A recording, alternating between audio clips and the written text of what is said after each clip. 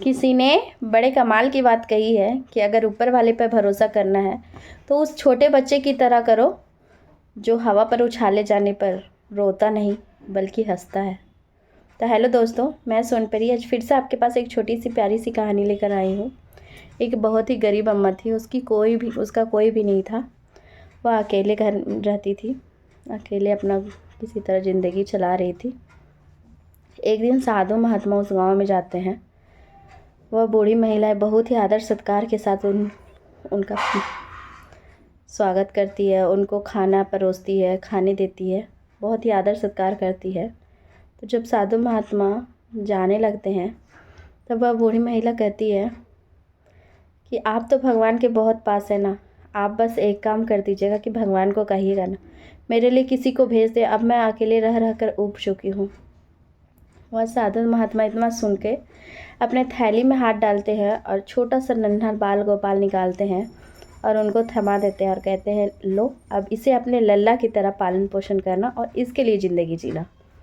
वह बहुत ही प्यार से अपने लल्ला का पालन पोषण करती, बहुत ही प्यार से खिलाती, बहुत ही प्यार से फुसलाती, बहुत ही प्यार से खिलवाती, मतलब बहुत ही खुश रहकर अपनी ज़िंदगी चला रही थी। एक दिन गांव के 2-4 बच्चे वहीं पर खेल रहे होते हैं और देखते हैं कि बूढ़ी अम्मा अपने लल्ला का खिला रही है, पुचकार रही है। तो यह देखकर उन लोगों को मस्ती सूझता है और बूढ़ी अम्मा को जाके कहते हैं कि ऊपर पहाड़ पर एक भेड़िया आया है, देख कहीं तेरे लल्ला को खा ना जाए, तो उससे बचा के रखना।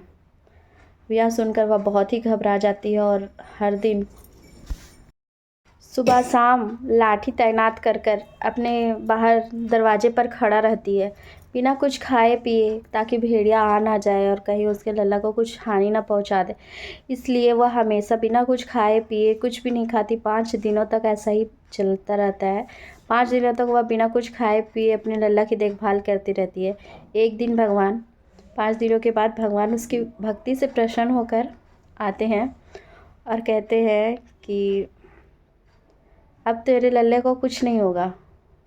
यह सुनकर वह अचानक से उठती है और कहती है कि तुम्हारे जैसे मेरे हजारों कुर्बान है मेरे लल्ला के आगे। तुम कौन हो और तुम कैसे कह सकते हो मेरे लल्ला को कुछ नहीं होगा। यह सुनकर वह और भी ज़्यादा खुश हो जाती है और भगवान कहते हैं कि मैं भगवान हूँ, स्वयं भगवान तुम्हारे यहाँ पधारे हैं, बताओ तुमको क्या मांगना है, क्या मांगना चाहती हो तुम।